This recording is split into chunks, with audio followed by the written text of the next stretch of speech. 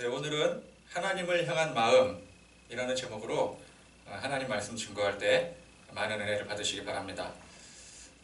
태어나면서부터 불구였던 사람이 기적적으로 고침받고 일어나는 것은 참 대단한 일이죠. 이건 누구라도 이런 소식을 들으면 다 기뻐할 일입니다. 타인이 잘 되는 걸 가지고 기뻐하고 감사하는 것은 인간으로서 당연한 도리죠.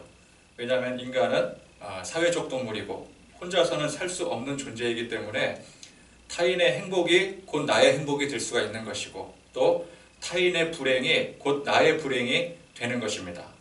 그러니까 종교를 떠나서 타인의 불행에 기뻐하고 타인의 행복에 불안해하는 사람은 인간으로서의 기본이 안 되어 있는 것입니다. 자, 말씀에 이 제사장들과 또 성전 맡은 자 그리고 사두개인들은 이스라엘 민족의 지도자들 아니겠습니까? 그리고 하나님을 믿는 또 종교의 대표자들이었습니다. 그들은 사회적으로나 종교적으로나 그 누구에게나 모범이 되어야 될 리더였습니다. 그러나 그들은 이 불구자가 기적적으로 일어난 이 사건에 근심했고 또 두려워했고 이를 경계를 했습니다. 그러니까 종교 지도자 이전에 인간으로서의 기본이 안 되어 있는 것이죠. 더구나 이 일이 사람의 권능이 아니었습니다. 예수님의 권능으로 된 일이었습니다.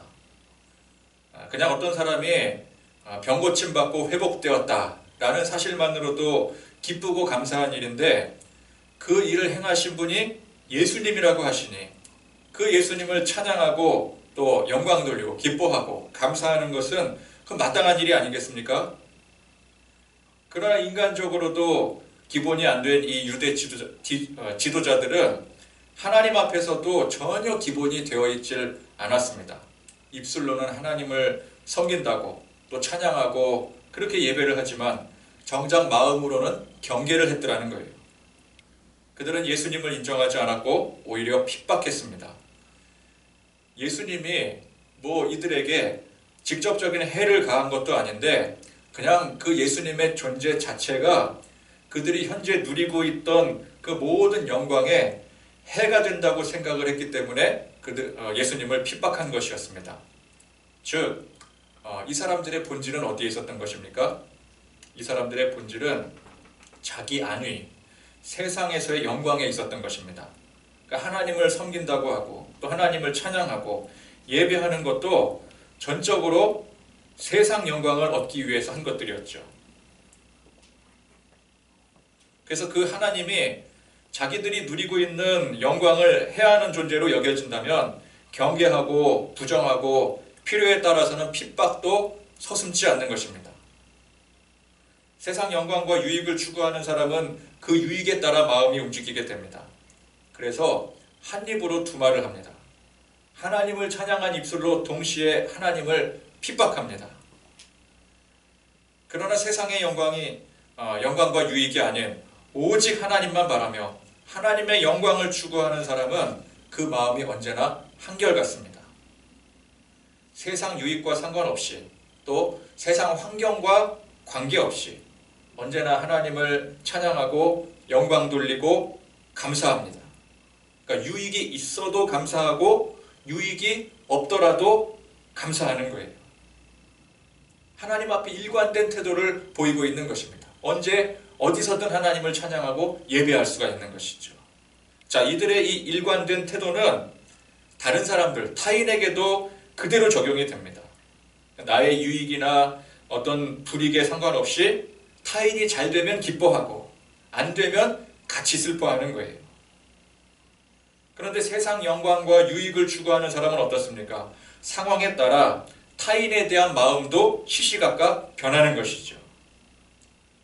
그러니까 이 상황이 지금 내게 유익이 되는 상황이라고 한다면 타인이 잘 될 때 같이 기뻐할 수 있겠지만 그게 유익이 되지 않는다라고 한다면 타인이 잘 될 때 오히려 근심에 빠지고 경계를 하게 되는 것입니다. 그래서 예수 믿는 사람은 예수님께만 잘하는 것이 아니라 타인에게도 똑같이 잘해야 되는 것입니다. 교회에서만 잘하는 것이 아니라 세상에 나가서도 똑같이 잘해야 되는 것입니다. 사촌이 땅을 샀을 때 배가 아픈 사람은 그 사람은 아무리 교회에서 열심히 잘 섬기고 기도 많이 하고 그런다 해도 가짜 믿음일 가능성이 큰 것이죠. 여러분, 세상에서 좀 못하더라도 믿음만 있으면 된다라는 경향이 있는데, 정말 믿음의 사람은 그 믿음으로 하나님 앞에 자라듯이 한결같이 세상에서도 잘해야 되는 것입니다. 세상 욕망이 기준이 아니라 하나님이 기준이 되어서 언제나 감사하고 기뻐하고 영광 돌릴 줄 아는 그런 성도들이 되어야 됩니다. 다른 사람들이 나보다 잘 되는 것을 그걸 시기하고 질투하는 것이 아니라 다른 사람이 나보다 더 잘 되는 것을 더 기뻐하고 감사할 줄 알고, 또 다른 사람들이 불행당하는 것을 그걸 기뻐하고 또 기회로 삼는 것이 아니라 같이 슬퍼하고 진정 위로해 줄 줄 아는 그런 성도들이 되어야 됩니다. 자, 오늘 말씀에 이 베드로와 요한이 이제 교우들에게로 돌아왔습니다.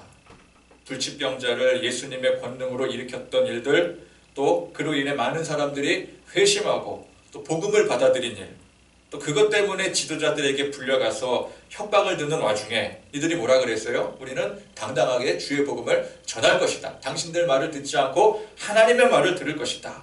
그렇게 선언했던 이 자초지종을 이제 교회에 돌아와서 교우들에게 이야기를 합니다. 이제 그 말을 들은 사람들이 다 은혜를 받게 되죠. 그리고 모두가 하나님 앞에 영광 돌리며 찬양을 합니다. 여러분, 불치병자가 예수님의 권능으로 치유받는 일은 참으로 감사한 일이고 우리 하나님 앞에 영광 돌릴 일입니다. 또 많은 사람들이 회심하고 복음을 받아들이는, 우리 전도를 나갔는데 전도의 결실이 막 맺혀지고 그렇게 되면은 그것도 당연히 감사한 일이고 하나님 앞에 영광 돌릴 일입니다. 어떠한 외압에도 굴하지 않고 복음 증거하겠다는, 난 사명 감당하겠다라고 하는 그 선언 또한 이 감사한 일이고 하나님 앞에 영광 돌릴 일이죠. 그래서 이 이야기를 들은 모두가 거기서 또 그 말에 은혜를 받고 그걸 나누고 또 감사하고 하나님 앞에 영광 돌리고 찬양하는 일은 그건 당연한 일인 것입니다.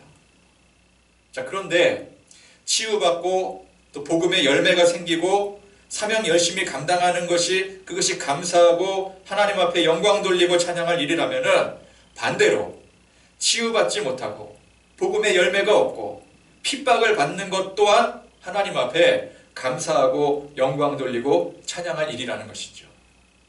왜? 앞서 말씀드리지 않았겠습니까? 우리 하나님 앞에 모든 시선이, 우리 마음의 중심이 고백된 사람은 환경의 상황에 변하지 않는다 그랬어요. 잘 돼도 감사하지만 안 돼도 감사하는 거예요. 그래서 여러분, 성도의 감사는 조건부 감사가 아닙니다. 감사가 그렇다면은 우리가 하나님 앞에 드리는 찬양, 예배 또한 마찬가지죠. 일이 잘 돼도 감사하지만 안 돼도 감사한 것입니다. 일이 잘 돼도 찬양하며 하나님 앞에 예배하지만 일이 잘 안 풀리고 안 돼도 하나님 앞에 동일하게 찬양하며 예배해야 되는 것입니다. 자, 베드로와 이 요한의 이야기를 들은 사람들이 24절에 하나님을 찬양하며 감사하며 영광을 돌리게 되는데, 이어서 또 뭐라고 합니까? 25절 말씀에 보니까 또 주의 종 우리 조상 다윗의 입을 통하여 성령으로 말씀하시기를 어찌하여 열방이 분노하며 족속들이 허사를 경영하는고. 또 26절에 세상 군왕이 나서며 관리들이 함께 모여 주와 그의 그리스도를 대적하도다 하신 이로소이다. 자, 이 시편에 말씀하시기를 세상에 하나님을 대적하고 또 하나님께서 보내신 그리스도까지도 대적한다는 것이죠.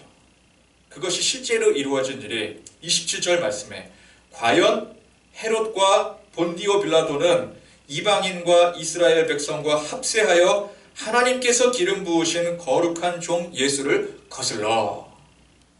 자, 하나님께서 직접 보내신 그리스도를 실제로 어떻게 했어요? 이방인들과 이 유대인들이 같이 합세해서 십자가에 못 박아 죽여버렸습니다. 그리고 지금도 여전히 이 복음을 전하지 못하도록 베드로와 요한에게 이 얘기를 누구에게도 하지 말아라, 지금 핍박을 하고 있는 것입니다. 자, 이 당시 초대교회 상황을 한번 보겠습니다. 하나님의 그 놀라운 주님의 권능으로 병자가 회복이 되어지고 또 많은 사람들이 회심하는 일은 분명히 감사한 일이죠. 긍정적인 일이죠. 그런데 그 일로 말미암아 유대 지도자들에게 불려가서 핍박을 받는 것은 이건 굉장히 불안한 일이고 근심이 될 일이에요. 부정적인 일이라고 볼 수가 있는 것입니다. 여러분, 이 핍박이라는 게 그저 뭐 조금의 불이익을 당하는 정도가 아니라 이 사람들이 어떤 사람들이었어요? 예수님을 십자가에 못 박아 죽인 그런 사람들 아니었겠습니까? 불과 얼마 전에 예수님을 십자가에 못 박은 전례가 있는 사람들이었어요. 그러니까 이 상황에서의 이 핍박, 너희들 복음 전하지 말아라. 이 핍박은 생명의 위협을 받을 수 있는, 충분히 받을 수 있는 그런 상황이고, 이 교회에 이제 교회가 시작한 태동하는 그 단계에서 그 교회의 근간까지 흔들 일이 되는 것입니다. 여러분, 지금 세상이 많이들 교회에 대해서 이 부정적인 시각을 가지고 또 핍박하는 일에 대해서 우리 성도들이 또 얼마나 많이 근심을 합니까? 왜 교회를 가지고 일어나? 코로나로 인해서 확진자가 발생하고 또 그로 인해서 우리 교회도 또 몇 주간 또 다시 문을 닫아야 될 그런 일들이 발생했을 때 얼마나 여러분들 불안하고 또 그 상황들이 걱정이 됩니까? 여러분, 지금 우리가 이 현 상황에 대해서 걱정하고 근심하고 있다면 그 당시 초대교회는 훨씬 더 걱정하고 근심해야 될 상황이었더라는 것이죠. 여러분, 우리는 물론 우리 안에 이제 여러 가지 또 사회적으로 또 우리 또 개별적으로 또 근심하고 걱정할 일들이 있지만 그게 뭐 생명의 위협까지 당하는 그런 일들은 아니지 않겠습니까? 생명의 위협까지 있는 건 아니잖아요. 또 당장 뭐 기독교가 망할 위기까지 가는 건 아니지 않겠습니까? 그러나 당시 초대교회는 예수님까지 죽였던 사람들이 이거 뭐 자칫 잘못하면 교회 성도들까지 다 죽여버릴 수가 있는 것이죠. 예수님도 죽였는데 일개 사람 하나를 못 죽이겠습니까? 그러니까 성도들 다 말살해버리고 교회 박살내버리는 것은 그건 일도 아니었었어요. 근데 그런 상황에서 이 초대교회 성도들이 어떻게 했느냐? 이 모든 상황, 이 모든 일들을 하나님 앞에 맡깁니다. 그래서 하나님 앞에 영광 돌리고 감사하며 찬양하고 예배를 했더라는 거예요. 자, 이 핍박과 위협은 분명히 두려운 일이지만 이 일들은 이건 사실은 우리가 해결할 수 있는 일이 아니에요. 세상이 교회를 핍박하고 세상이 하나님을 핍박하고 세상이 예수님을 핍박하고 예수 믿는 우리를 핍박하는 것은 이건 우리의 힘으로 어쩔 도리가 없는 거예요. 우리가 막을 수 있는 일이 아니에요. 우리가 하나님 앞에 믿음으로 맡길 때 이것은 하나님께서 친히 해결하실 일들입니다. 그래서 우리가 할 일은 무엇입니까? 뭐 맞서 싸우고 그게 우리가 할 일이 아니라 우리는 또 그 문제로 인해서 걱정하고 근심하는 게 그게 우리가 할 일이 아니라 그럼에도 불구하고 우리는 그 모든 것들을 하나님 앞에 다 맡겨버리고 찬양하고 감사하며 영광 돌림으로 예배하는 일. 이것이 우리가 할 일인 것이죠. 핍박에도 불구하고 주님의 이 피 묻은 복음을, 십자가의 복음을 열심히 전파하는 게 그것이 우리가 할 일이라는 것입니다. 코로나로 인해서 확진자가 발생하고 또 그로 인해서 교회가 또 여러 가지로 또 걱정하고 또 어수선한 가운데 있을지라도 우리 하나님 앞에 모든 것을 맡김으로 감사하고 영광 돌릴 수 있는 저와 여러분들이 되시기를 바랍니다.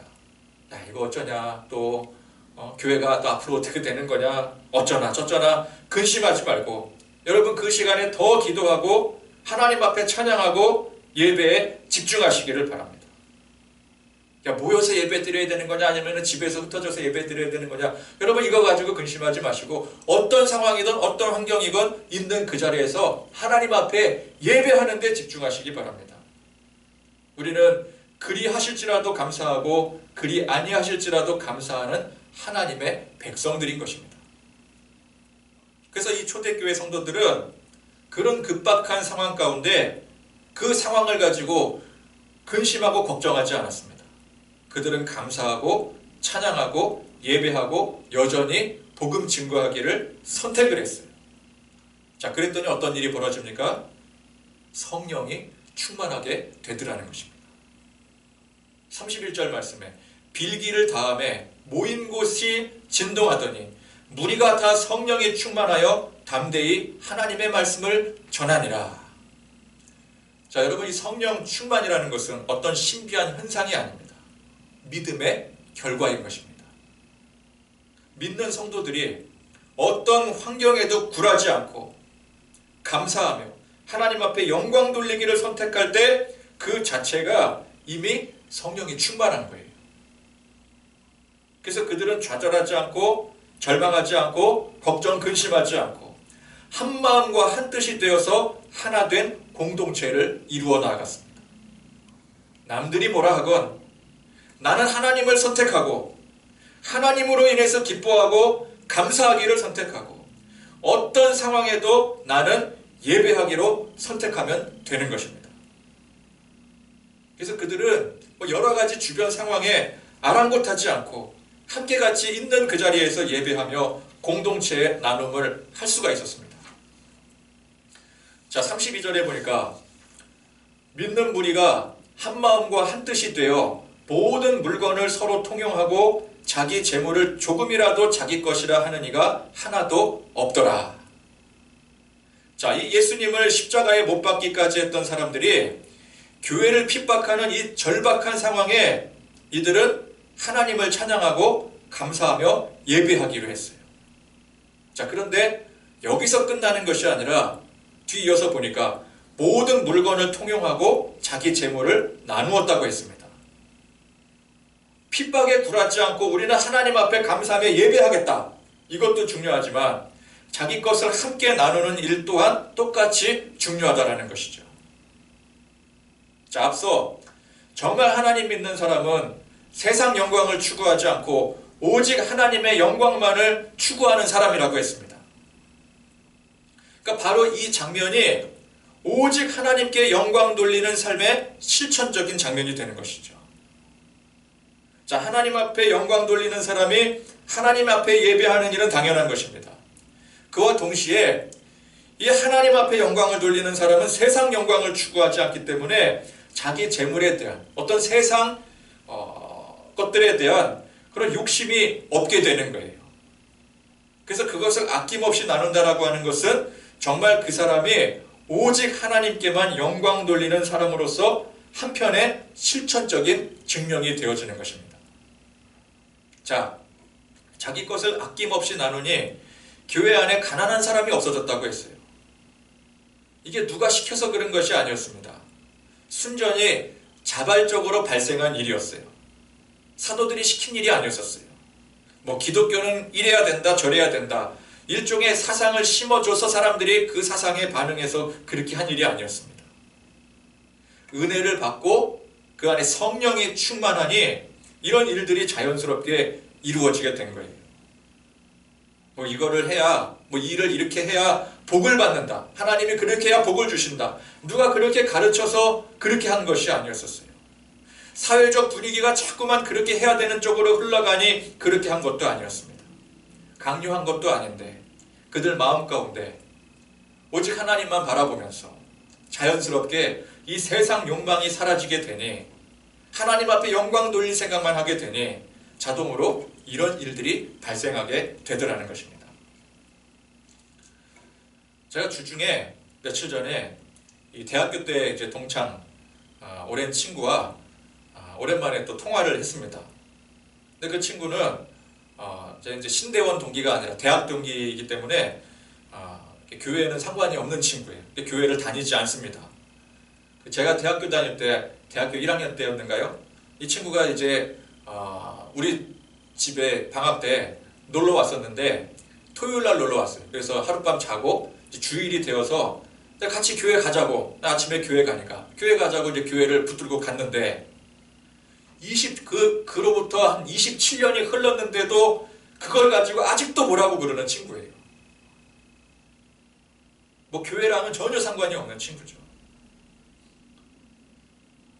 이 친구는 이제 사업을 하고 있는데 함께 공장을 쓰는 같이 있는 사장님이 어떤 교회 장로라고 합니다. 근데 그 친구 말에 의하면은 그 장로님이 돈으로 장로 직분을 샀대요.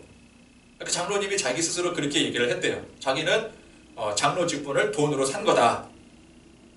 그래서 그 장로님이 그 교회에서 하는 역할이 차가 아주 벤츠 멋진 차를 가지고 있는데 그 벤츠를 가지고 목사님이나 이제 교회에 오시는 손님들 의전하는 거. 그리고 매달마다 후원금 같은 거 이렇게 두둑히 내고 저기 돈으로 하는 일이 그 장로님의 역할이래요. 그런데 요즘 참 세상이 많이 어지럽지 않습니까? 그러니까 일이 많이 어려워져서 많은 빚을 지게 되었대요. 수입도 절반으로 줄게 되었습니다. 제 친구한테 줘야 될 대금도 지금 못 치르고 있는 실정이래요. 근데 그 장로님이 다른 지출은 다 막아도 교회에 매달 지출하는 그 금액은 절대 못 막는다고 합니다.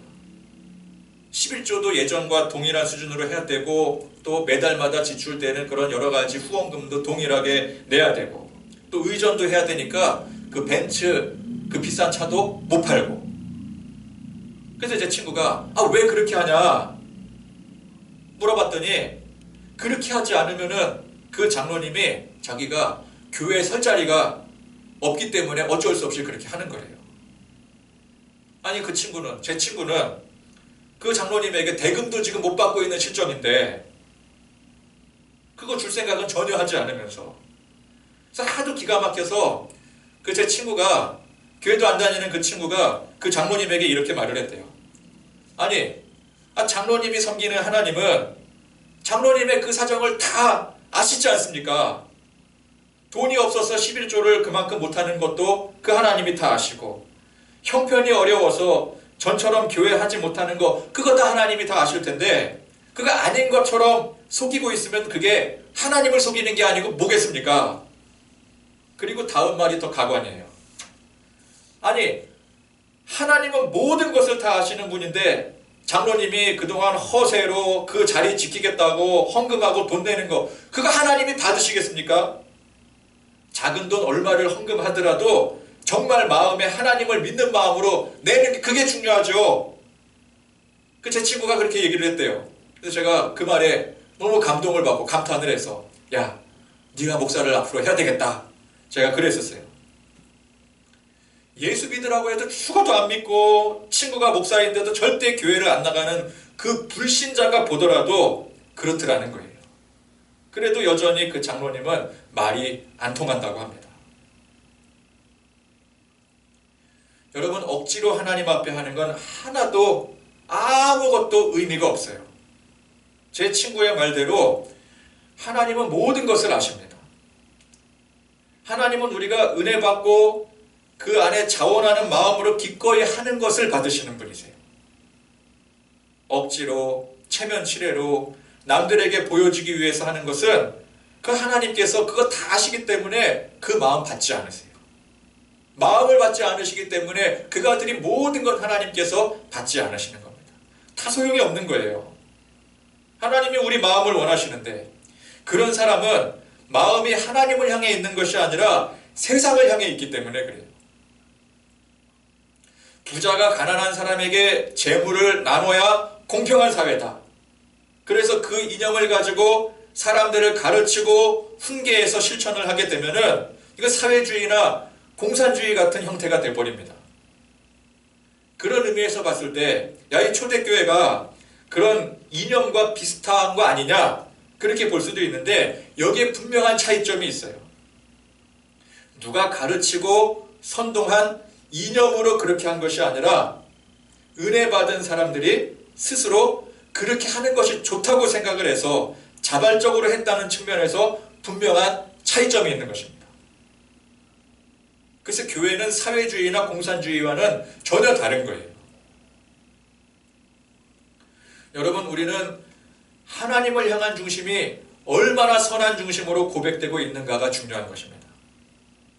여러분 하나님을 향한 선한 중심이 무엇인가요? 하나님과 세상 두 가지를 동시에 섬기고 사랑하는 그런 양다리 인생이 아니라 오직 하나님만 섬기는 중심이 하나님 앞에 선한 중심인 것입니다. 그래서 그 중심으로 늘 한결같은 마음과 태도를 하나님 앞에 보이는 것. 그것이 하나님 앞에 선한 중심이죠. 내 유익에 따라서 이리저리 마음이 움직이는 것이 아니라 오직 하나님께만 내 마음이 고정이 되어 있게 있으니 내게 유익이 있건 없건 또 해를 당하건 또 핍박을 당하건 언제나 동일한 마음으로 하나님을 섬기는 거죠. 감사한 거죠. 기뻐할 수 있는 거죠. 영광 돌릴 수가 있는 것입니다. 그래서 하나님께 하듯이 다른 사람들에게도 똑같이 할 수 있는 것입니다. 나의 유익과 상관없이 함께 기뻐하고 또 함께 슬퍼하고 좋은 것을 함께 나눌 줄 아는 마음과 태도가 하나님 앞에 선한 중심인 것입니다. 그래서 우리가 하나님 앞에 기도할 때 물론 지금 당장 필요한 것, 또 해결받아야 될 여러 가지 문제들, 그거에 대해서 기도하는 것도 중요하지만 더 중요한 게 뭐예요? 우리 이 마음이 항상 변하지 않고 오직 하나님만 섬길 수 있도록 기도해야 되는 것입니다. 상황과 환경에 굴하지 않고 언제나 감사할 줄 알고 찬양으로 영광 돌릴 줄 아는 그런 저와 여러분들이 되시기를 바랍니다. 하나님을 향한 그 선한 중심으로 서로가 한마음 한뜻으로 섬김의 열매를 이루어가는 거룩한 교회 공동체가 되기를 간절히 축원드립니다. 기도하겠습니다. 하나님 아버지 감사드립니다. 오늘 이 초대교회 공동체처럼 어떤 위기가 오더라도 어떤 핍박을 맞이한다 할지라도 늘 변함없는 마음으로 하나님을 섬기고 예배하고 그 동일한 마음으로 세상을 향하여 또 사람들을 섬기고 자기를 낮추고 또 함께 기뻐하고 함께 슬퍼할 줄 아는, 그래서 하나됨을 이루는 그런 공동체가 되어갈 때 우리 안에 세상적 욕심이 사라지고 오직 하나님을 향한 그 중심으로 하나님만을 섬기고자 하는 그 선한 중심으로 서가기를 다짐하는 우리 모든 성도들과 또한 교회가 될 수 있도록 은혜 내려주시고 인도하여 주시옵소서. 우리 주 예수 그리스도의 은혜와 하나님의 사랑과 성령님의 교통하심이 늘 한결같은 마음으로 우리 주님 섬기며 주님의 도를 행하기를 다짐하는 모든 성도들 머리머리 위에 지금부터 영원토록 함께 하시기를 간절히 축원하옵나이다. 아멘.